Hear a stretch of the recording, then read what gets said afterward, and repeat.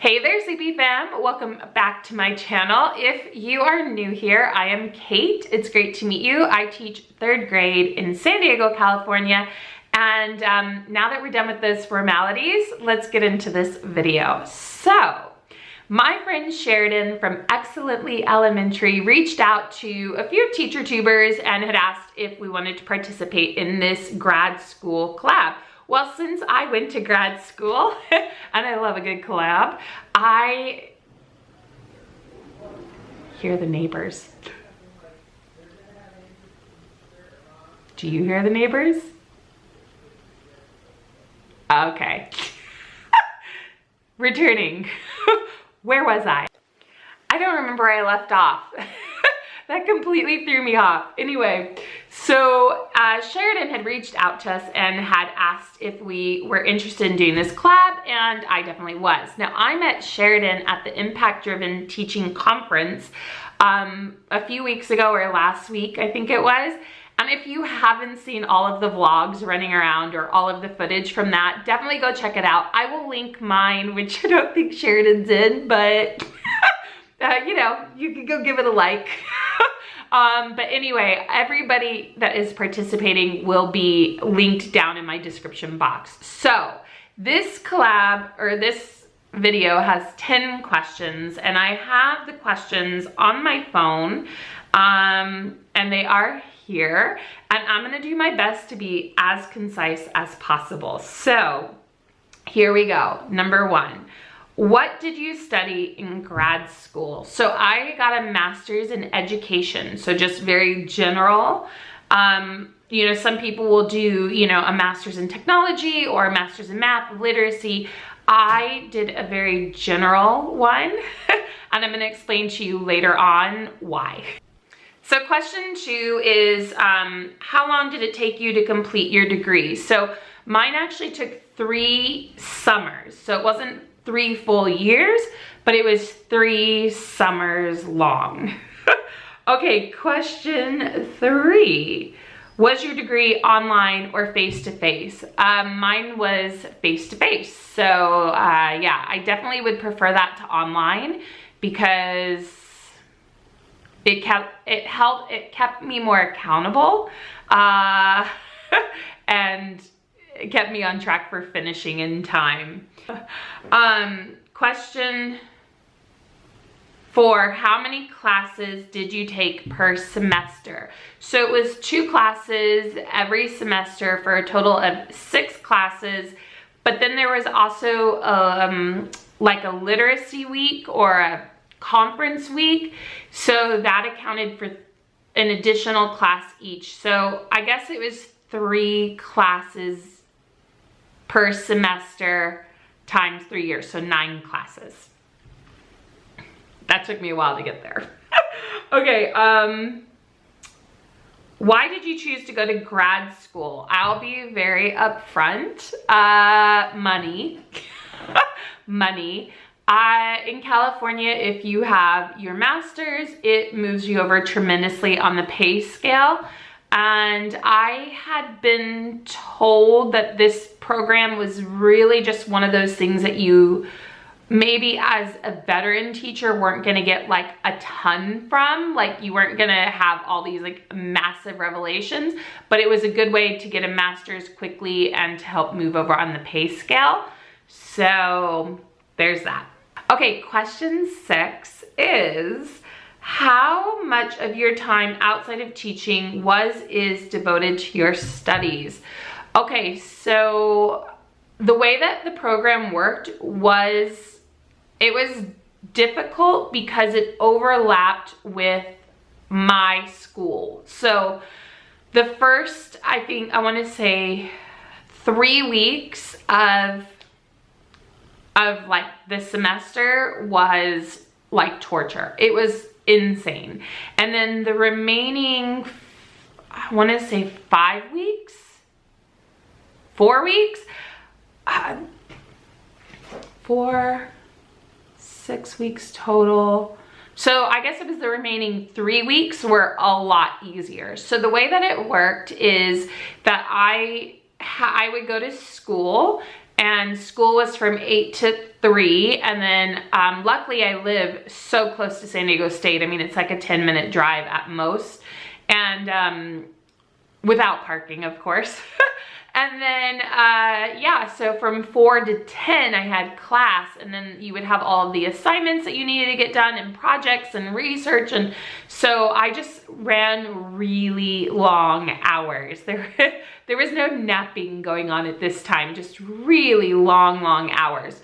And then there was a literacy conference that would go for a week, but it was always during my last week of school, so I could never attend. So I actually had to watch those and then do papers on the actual literacy conference. So not only was I working, then I would have to watch these conferences and then write papers on it. So that was pretty intense. But once I finished school, then I had all day to kind of work on my papers and catch up on whatever I was behind on.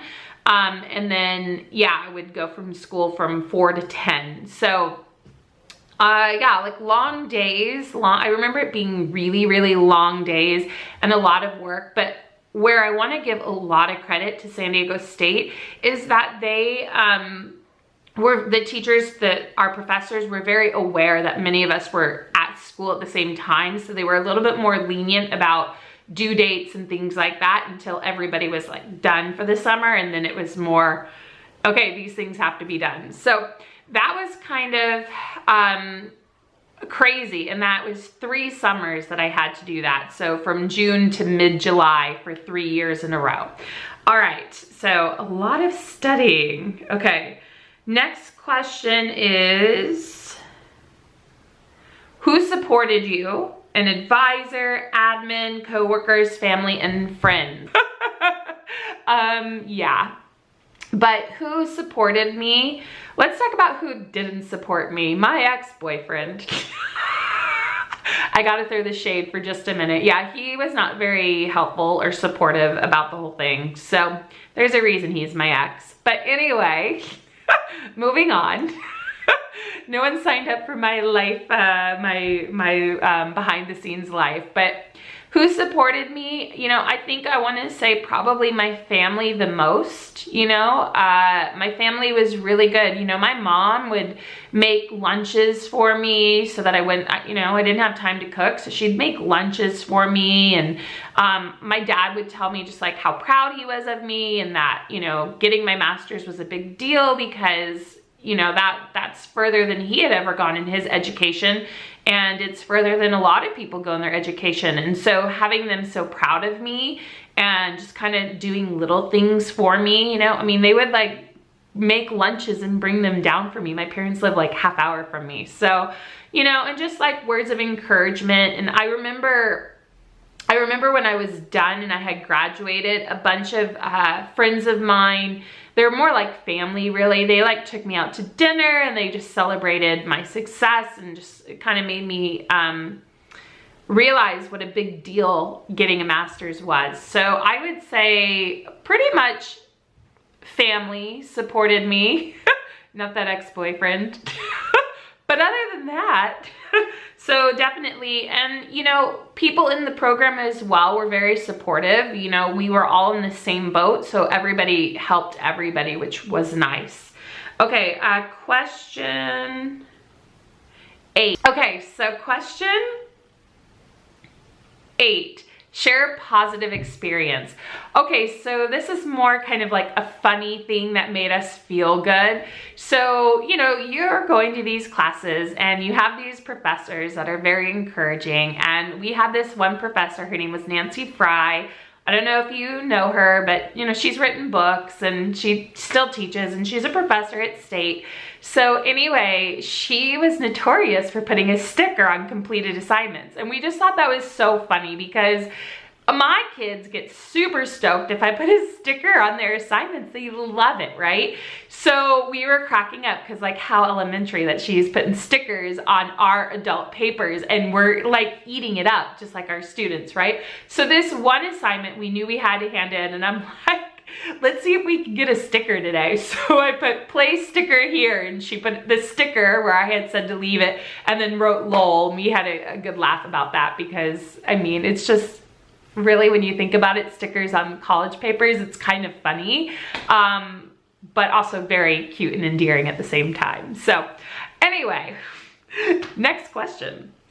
Okay, question 9. Share a stressful experience and how you overcame it. Okay, so I'm gonna share the experience. I have 2 actually that I wanna share. And the first is about my ex.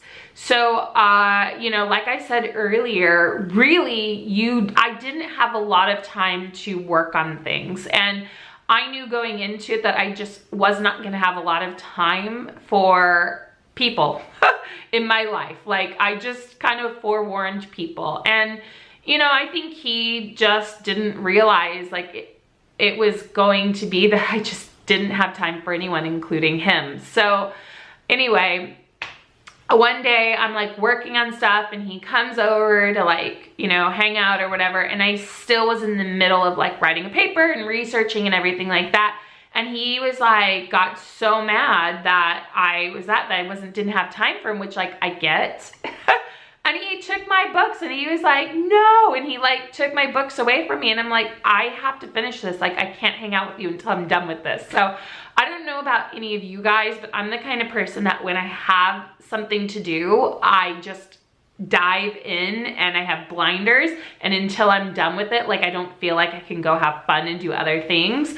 So that was super, super stressful. We ended up having a long talk about it. And, I did try to be better about balancing our time, but that was super, super stressful. And then the other one, Dr. Pang, she was a professor and I'll never forget this. So she like would give quizzes, which is not really normal in a master's program.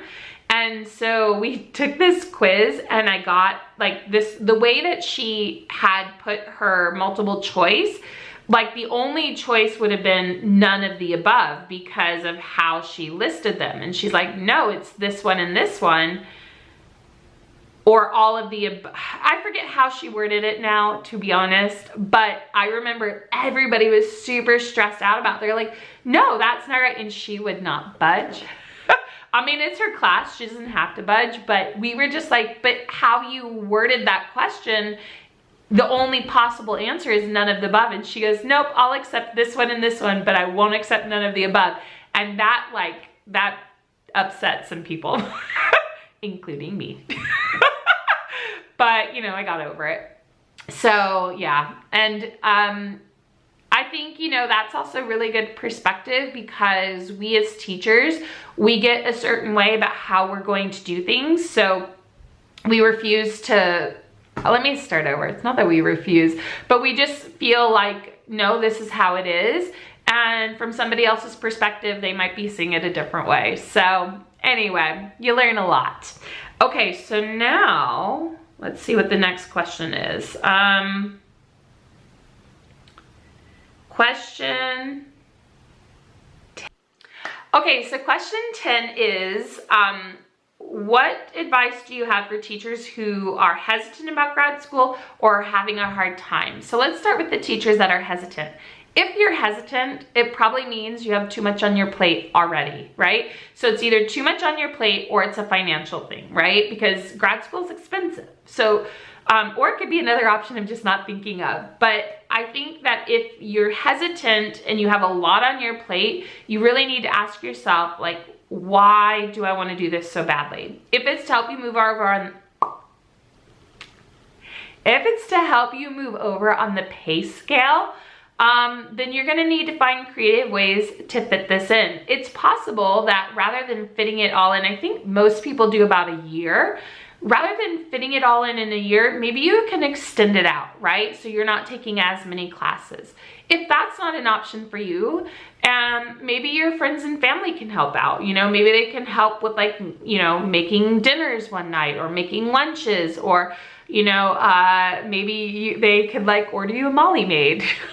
If you live alone, right, then it doesn't matter if your house is that clean during this time. But you know, you could get takeout, because let's be real, all of those chores around the house, they eat up a lot of that time. So if you can kind of dovetail your activities, that's gonna help out a lot, a lot. And then just expect that you're probably not gonna sleep a lot during your master's program, because it is a lot of work.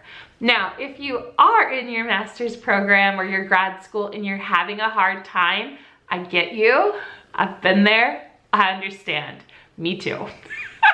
But I think that, you know, if you are having a hard time, really call on those that are close to you. So, you know, like I said earlier, my parents were so helpful during that time and so encouraging. And you know what? You might need to, you know, get off social media for a while, right? Like, and also too, I think that a lot of people in your program are going through the same thing. So really use them as a support system. And other than that, I think we've answered all the questions. If I didn't like elaborate enough on something, or you want more clarification, then just leave me a comment down below. I hope this video was helpful. As someone who just finished grad school, I think like almost 5 years ago. Wow, has it been 5 years? Almost 5 years ago. You know, I just remember it being, you know, a grind, but the reward was so great. Now, I did want to put a disclaimer. I did get my master's in education, and it was very general. If I would have been able to choose a program that, you know, had maybe like the same time frame, or was just during the summers, and didn't overlap with my school, like it was just in July or something, I would have done something like a master's in technology, or probably math or something like this. But you know, you go with what you go. All right, you guys, that's it. That's the collab. So if you liked this video, you can leave it a big thumbs up. If you hated it, leave it a big thumbs down. And yeah, if you're not already subscribed, hit that little subscribe button with the bell. All those things help this channel to grow. And I would really love to hit at least 5,000 by the end of the year, if not more. And so I can only do that with you guys.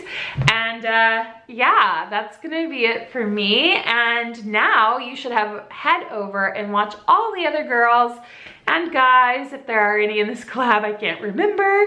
And definitely let them know that I sent ya. And we'll see you in the next one. Bye.